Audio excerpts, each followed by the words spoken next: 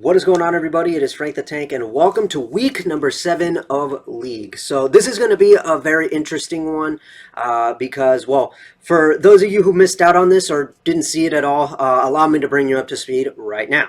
So in the days leading up to this week of League, I made the decision that I was going to put the decision making on you guys, the viewers, the decision on how many bowling balls I was going to take to League and which bowling balls I was going to be taking to League. So I can't remember on which days I did this. I can't believe I already lost track, but I put up 2 community posts on my channel. That first community post was to decide how many bowling balls I was going to take to League. You guys had to decide. You guys basically had to vote on whether I would take 2 balls and a spare, so basically 3, or 3 balls and a spare, 4 in total.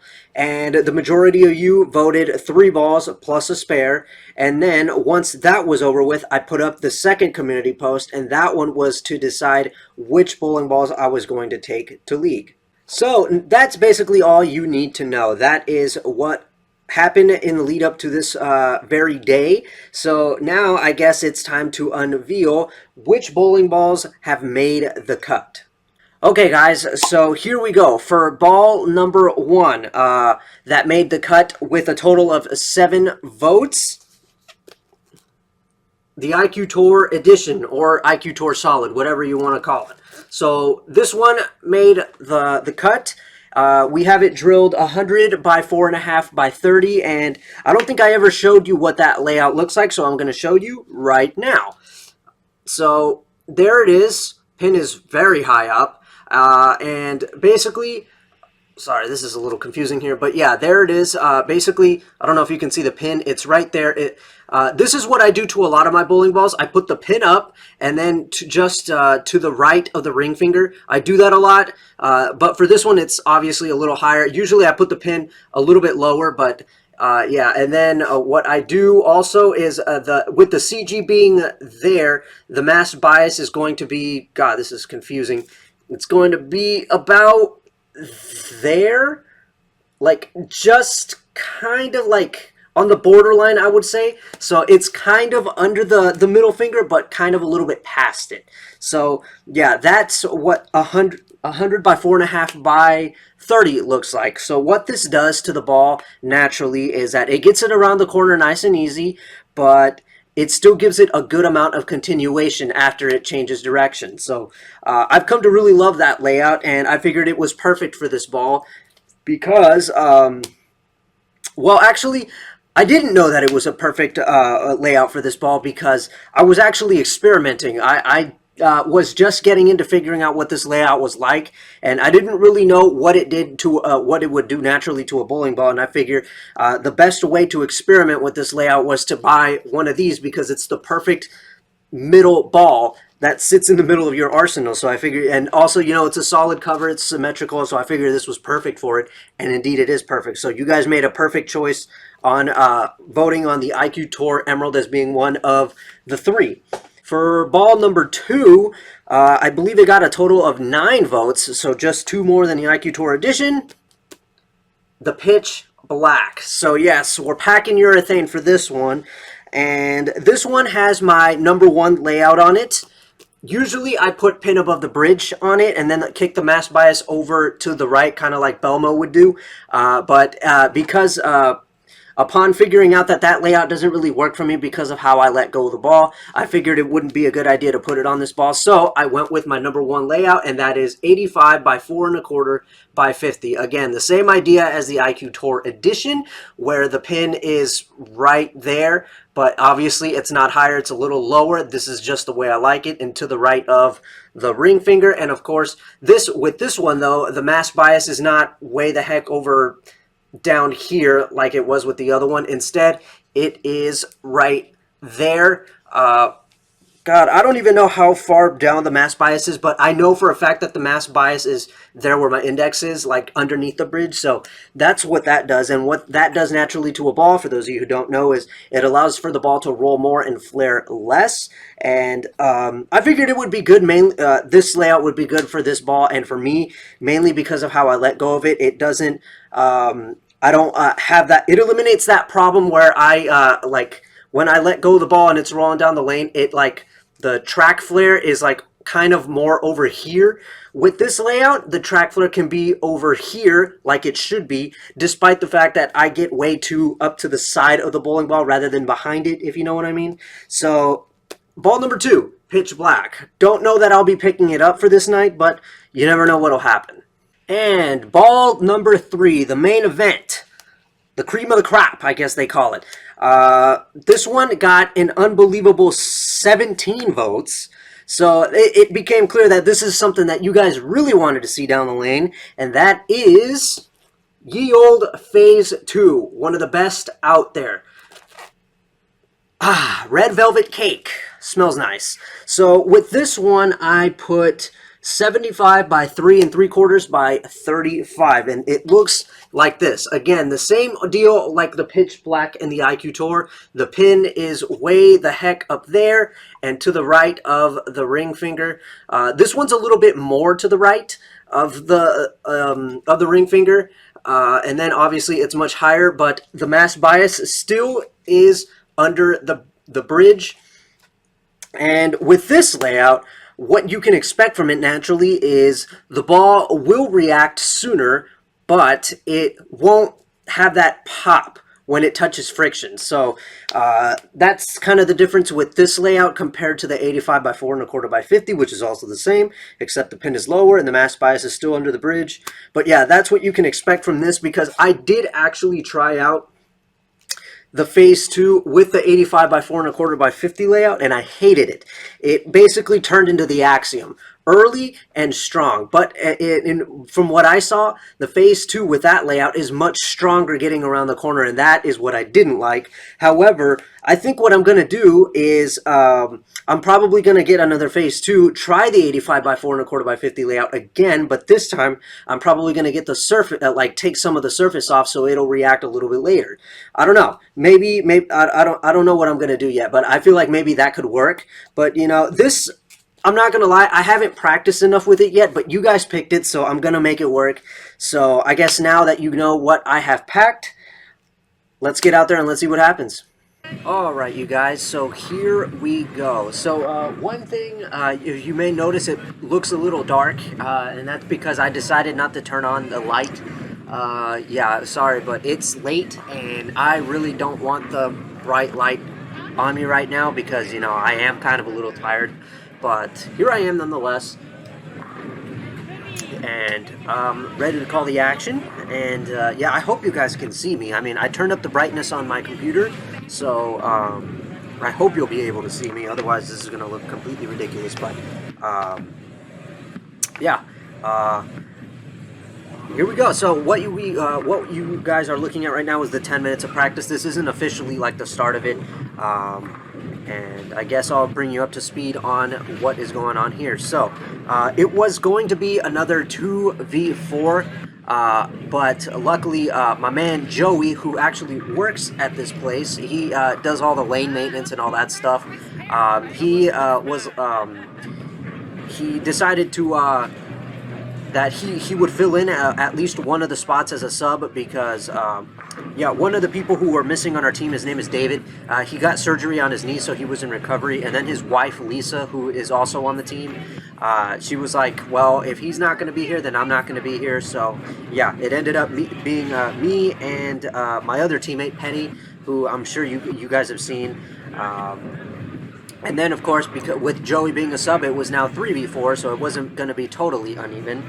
And, yeah, that's pretty much all you guys need to know. Oh, yeah, and for the ball choices, the stuff that you guys chose, the IQ Tour, the Phase 2, and the Pitch Black, I have something that I have to admit to you guys, and that was that I was feeling pretty nervous about this one because I have not practiced with that Phase 2 or that Pitch Black whatsoever.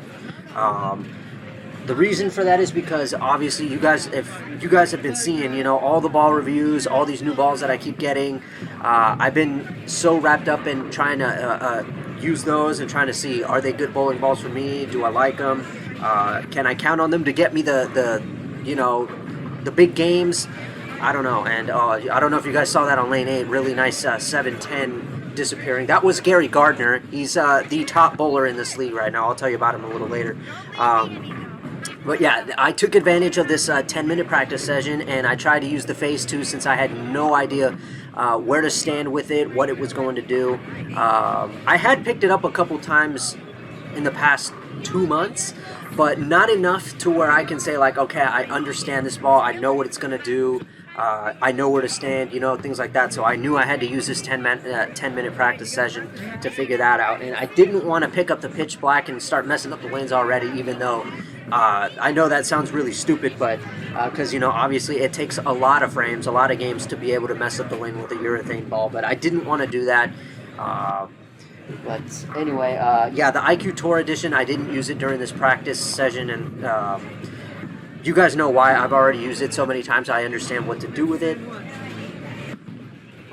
But yeah, I knew what I was going to do. Because of the IQ Tour Edition being so amazing, I knew I was going to start with that. So and then I knew I was probably going to have to move left, because that's what I usually do. You guys know that.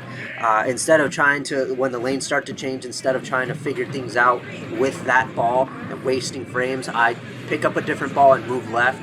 So I knew I was going to have to do that with the phase 2. So yeah, I got to work on it. So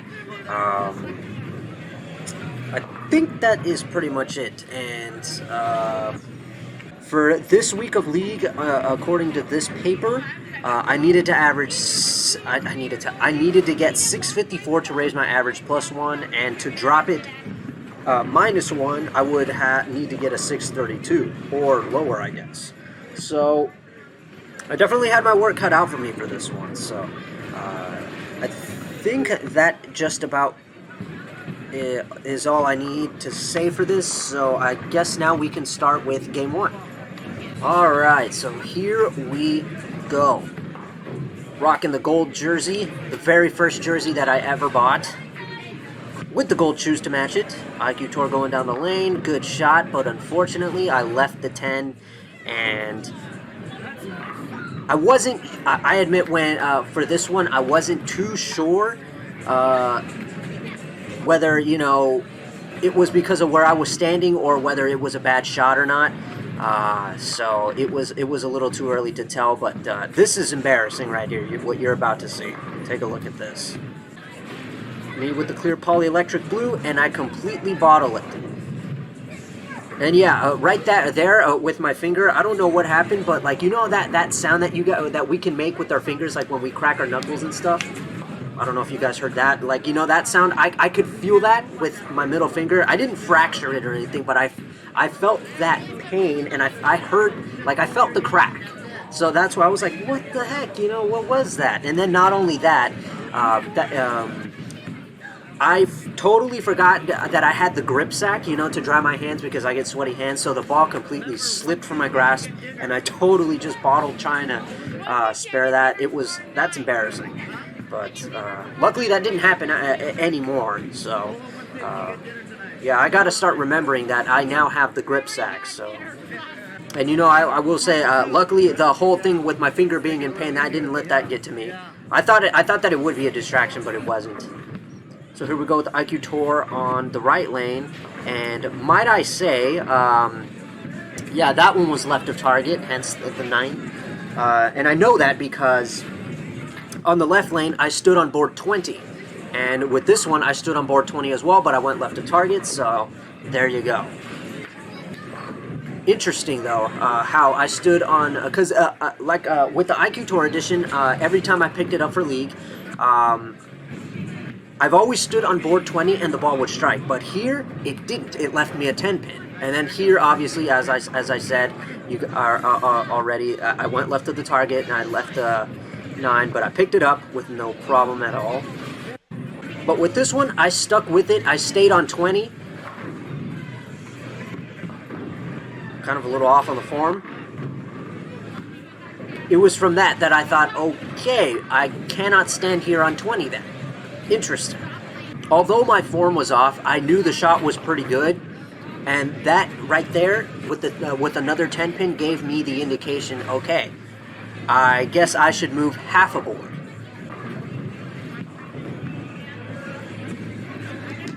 There we go. That's how you pick up a 10 pin.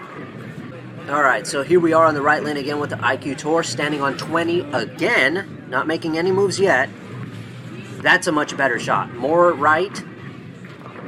And I'm like, wow, okay, you can see there, okay, and then that's when I really realized, okay, these lanes are different. And I could be wrong here, I'm no expert, but I think this is where lane topography could play a factor here, because, like I told you guys, on any other lane, I stand on 20 and the ball knocks all 10 down, but not here.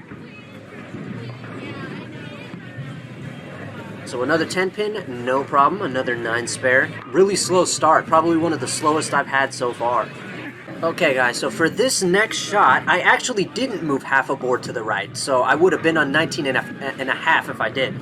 Because I thought about what happened with the dart code. Remember back when I made that run at 300 and I made a half board move and I still left a 10 pin, so I moved a full board. I did that here, but I messed up. Because I guess with this shot right here, it felt kind of weird being like on board 19, a board over from where I usually stand with this IQ Tour, and that messed me up mentally, and that's why that happened. So obviously, I mean, it's you could see there my approach. Well, my approach was fine, but the finishing position at the foul line was way off, and then I couldn't get anything on it, and there we have a 2 pin, giving us another 9 spare.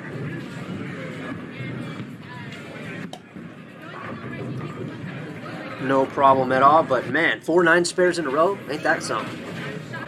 So now on the right lane, after the whole 10 pin debacle, I made the move from 20 to 19. No half board moves, full board from 20 to 19. Good shot, good form. Voila! There you go. All right. From board 20 to 19, just like I did on the right lane. On the left lane this time. 2 for 2. See, there you go. So yeah, that's actually really interesting. On other lanes that I have tried this IQ Tour, I'd be on 20, but not these. They force me to go a board to the right. See what I mean? And then it starts working. Clearly, that has to be lane topography coming into play. Alright, continuing with the same old thing on board 19. Really great form. Brilliant. Make that 3.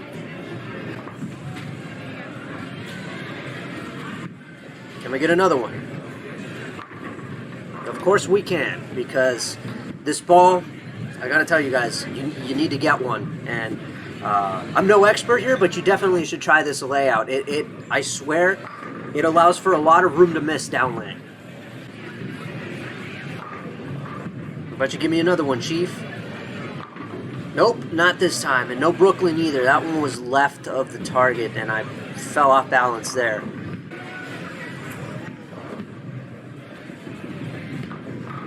Whew, lucky that I just clipped that one. Imagine if I'd have missed that.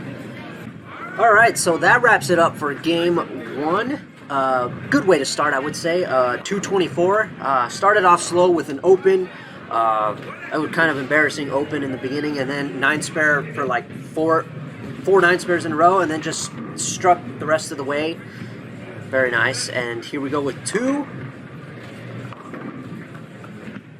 And it was from that I started thinking, am I going to have to start making moves, or am I going to have to start making a ball change? I wasn't too sure yet after that one. But I did pay very close attention to what happened right there. I still stood on board 19, and I saw that the ball rolled a lot more than it should after that. So that had me thinking like, But I still wasn't 100% sure what I wanted to do. Alright, second frame. Continuing to stand on the same board to see what would happen here after what happened on the right lane. A little left of target, so I wasn't very sure. Again, this is why you want to make good shots, because if you don't, then you're going to be kind of unsure. See, I knew that one was a little bit left of target, and as a result, I was like, dang it, I don't know. I still don't know.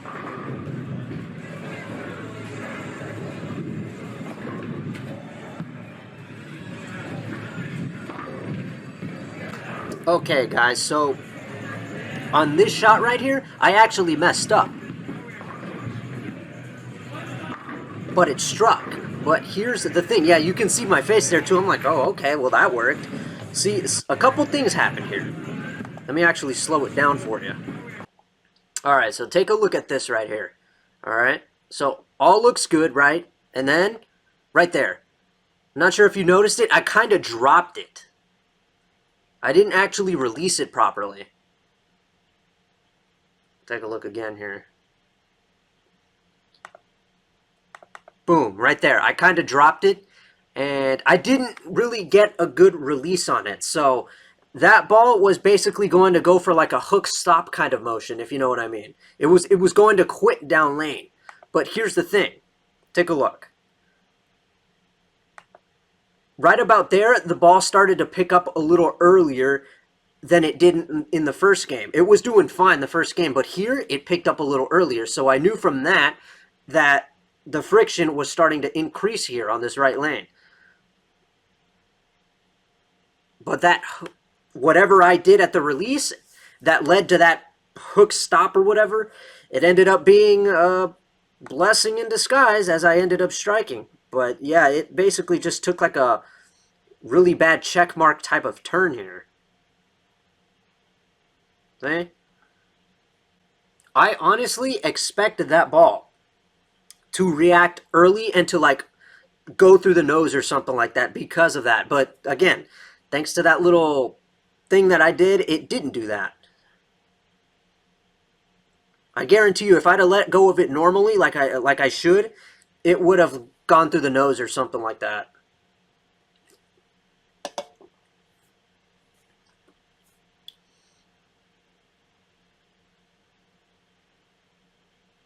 Okay, for that shot, I do remember that I failed to put anything on it. Alright, so here we have the bucket that I have to pick up, and one thing I will say here is I've been having a lot of trouble picking up the bucket, believe it or not, because I have been... See, I got it there, right?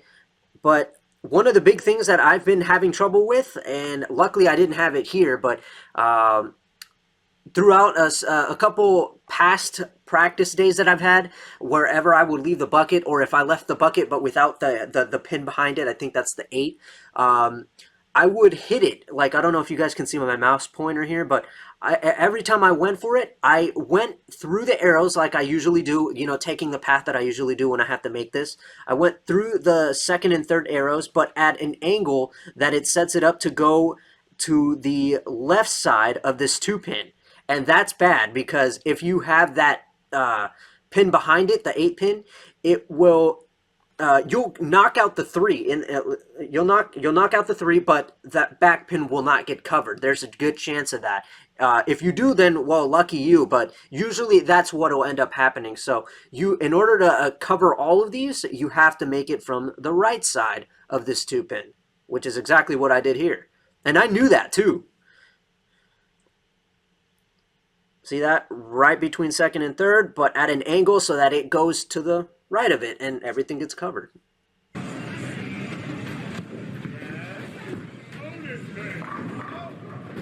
Alright, on that ball, I do believe that I made the move from 19 to 20 because of how much that ball was, you know, hooking down lane, and luckily it worked. But I didn't know for how long because I knew, okay, the lanes are starting, that lane is starting to change already, so I just had, all I could do was just keep throwing that shot, stay on that board, and wait for something to happen.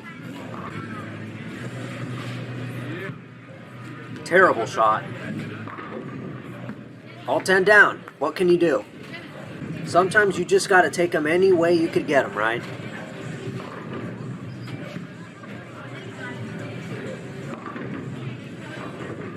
That one was my fault. Absolutely 100% my fault. To the right way too early, and you could see it go basically through the nose.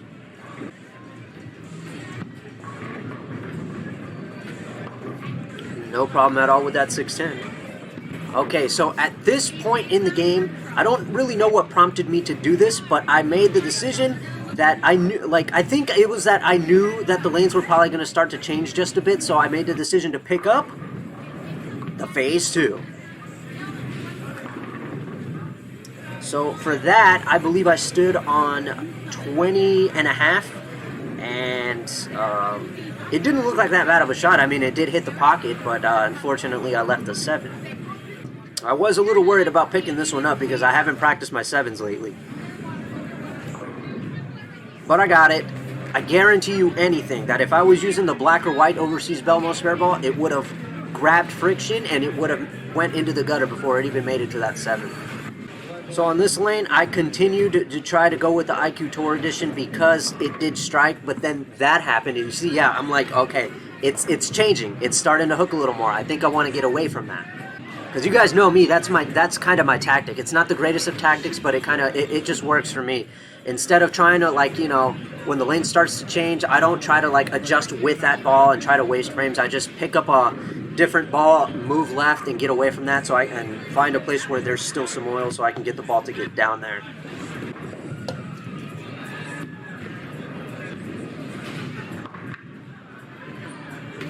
Yeah, and then that happened. That's one of the things that that is usually on my mind is, oh yeah, that guy. That was a pretty good attempt at that spare right there.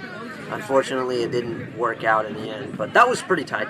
Anyway, yeah, I knew eventually that was going to happen to me, chopping on the 3-6-10, and it happened. And it sucks that it had to happen now on the 9th frame because that would have so set me up real nicely for the 10th. But man. That's kind of an indication that the friction is definitely getting a lot higher here on this right lane. That even the spare ball is starting to, you know, change direction a little bit. Alright guys, so here we go into the 10th frame with the phase 2.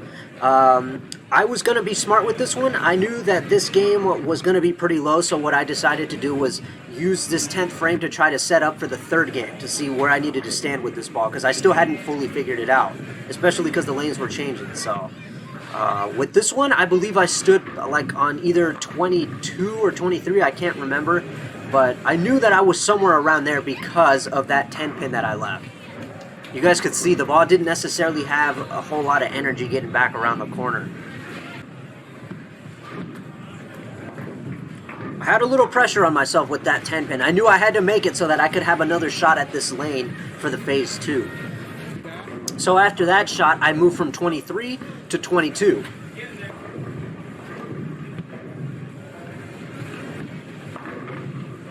And with that one, I went to the right just a pinch too early, and as a result, the ball picked up a little early, went high, left the 4, and that was honestly a waste because, like I said, I needed that shot in order to figure out what, you know, I needed to do, and I ended up kind of blowing it with that.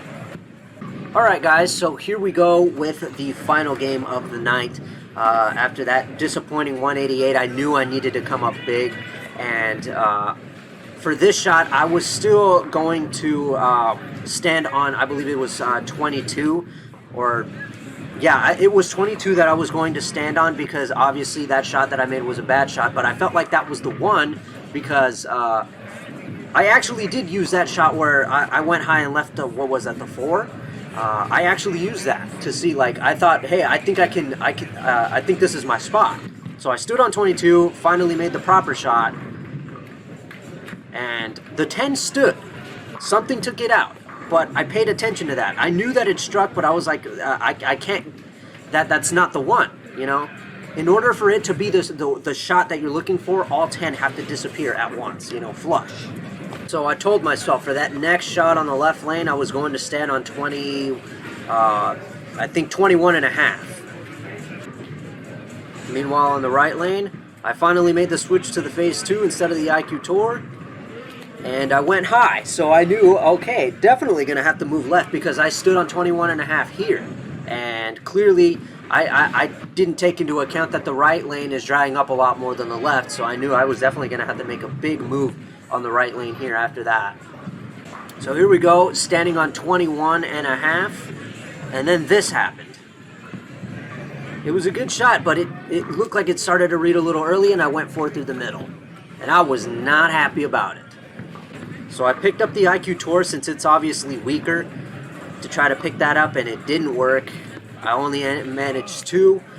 I probably should have picked up the pitch black or something to try to pick that up, honestly. I don't know. I mean, I knew trying to like move to the very left and trying to toss the phase 2 across the lane, it wouldn't work because obviously it's too strong for that. But man, that was a terrible, terrible attempt at that type of spare. And it's not easy, but still, that was a terrible attempt, and as a result, I lost a lot of count.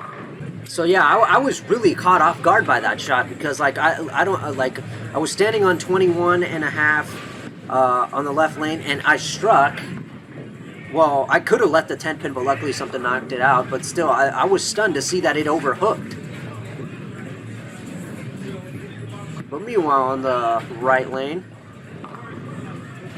I made the move to 23, and it still wasn't enough. And I left the, what is that, the 3 and the 6? And I knew I had to move a couple boards to the left if I was going to pick up anything like the 3-6 or the 3-6-10 after what happened with that chopping. Oh, so another thing that I have to mention is this. So I knew at some point I was probably going to have to pick up the pitch black, and the reason for that is because of this. Take a look. Take a look at what this guy is using. That them there is a purple pearl urethane. That's right, we got a guy using urethane. So I figured, you know what, if he's going to do it, then I'm going to do it. I know that sounds like a stupid thing to do and to say, but if he's going to do it, then why not? That definitely would have given me another reason to get off of the IQ Tour Edition because he's playing kind of around that area where I would have been playing. Okay, so right here, after that going 4 through the middle, I made a big move here. I went to 24. From 21.5 to 24, and there we go. So I thought, okay, we got it. We got something here. It's now board 24 on the left lane. So because I admit that I had no idea what I was going to do on this right lane, I decided, you know what, to hell with it. Let's pick up the pitch black and try to do something with it on this right lane. So for that shot right there, look at that. To the left of the head pin a little bit. Almost went Brooklyn, but only hit to the left of the head pin, and for that I stood on 10. So I was definitely trying to go more direct up the boards with that ball. So yeah, off that shot, it's obvious that I needed to make a bigger move to the left. And the problem was that I had no idea how much I needed to move. Continuing to stand on 24 here.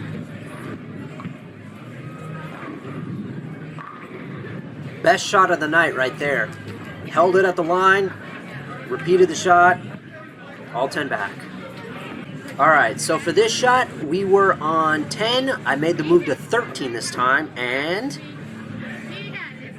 it still wasn't enough. But notice that it didn't go to the left of the head pin. It stayed kind of like, let's see. You could see that it wasn't going Brooklyn. It was actually more onto like the middle of the head pin. So little by little we were getting there, but I knew I can't sacrifice too many frames trying to figure it out with this pitch black, so really was not a good move on my part to just pick this ball up without even, you know, knowing what to do with it.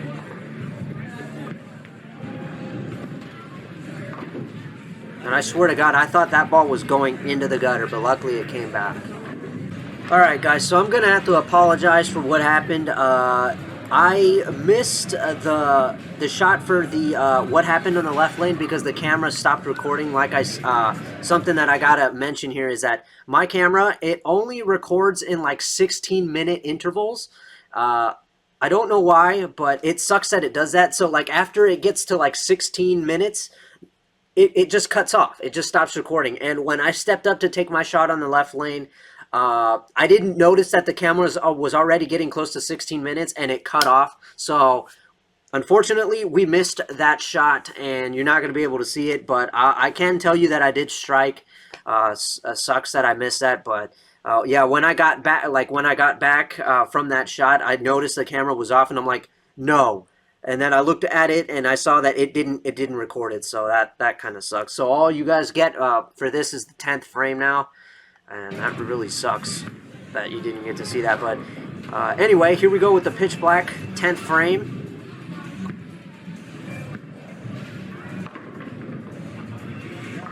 For that, I stood on, I believe it was, I stood on 14.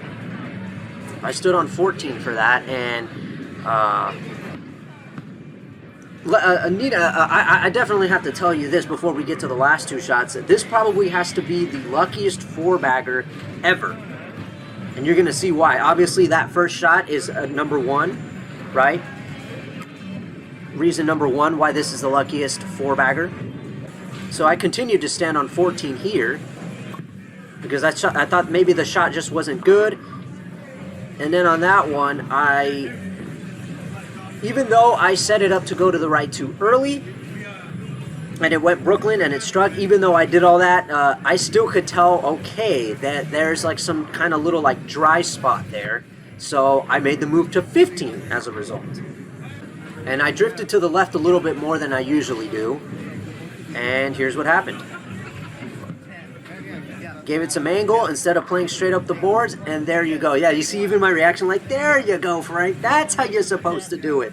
So, yeah, pretty crazy that I had to stand on 15, but at least now I know that with this pitch black, I can't play directly up the boards with it. I got to give it just a little bit of angle, so it's cool, though. I think I kind of have it a little figured out with this pitch black as a result, but that has to be probably one of the luckiest four-baggers ever, and as a result, I managed to save the game just a little bit, and I managed to close it out with a 206. All right, guys, so here is our summary at the end of week 7. So it's not a good one. It sucks that I continue to plummet, and I hope that I can come back from this. But anyway, yeah, after week 7, we now have 21 games, I believe. 18, 19, 20. Yeah, 21 games played, and after that, my pin total is now 4,500. And if we do the math, that means I go from a 215 average from last week down to a 214 average for this week, which really sucks because obviously, you know, you don't want your average to plummet. You want to raise it. And according to what I'm reading here, I needed a 654 to raise my average +1, and if I wanted to drop my average -1, I would have had to go for a 632. So, yeah, I ended up with the 618, very mediocre. But I will say that it's still technically kind of impressive that even though I felt like I was off my game on this night, I still managed to bowl a 618. That's like a 208 average. So I'm glad that, like, when I'm having something of an off night, not like a complete and total off night, but when I'm having something like a little bit off, I can still bowl a pretty decent series. Like my main man, Gary Gardner, who's also in this league, he's the best bowler in this league. He averages 222 right now, and on this same night, he managed a series total of 592. So he wasn't really having the best of nights either. And the fact that I wasn't, and I still managed a 618, I still say is pretty impressive. A little bummed that I couldn't raise my average, but still, nonetheless, another decent 600 series, which is great, continuing on my streak of maintaining a 600 series every single time. But, yeah, I guess that is it from all of that. I'm not sure that there's anything else to say other than one thing that I'm actually very surprised about is, okay, as I mentioned, Gary Gardner, my friend Gary here, he averages 222. That makes him the highest average in this league. And the person behind him in second is me. I never would have expected that because I honestly thought I'd be just like quote unquote another person in the crowd, you know. But no, I'm right behind him. We're both the two highest averages. Nobody has 210 or higher except for the two of us. So that's pretty awesome. And yes, I intend to try and catch him. I want to see if I can do that.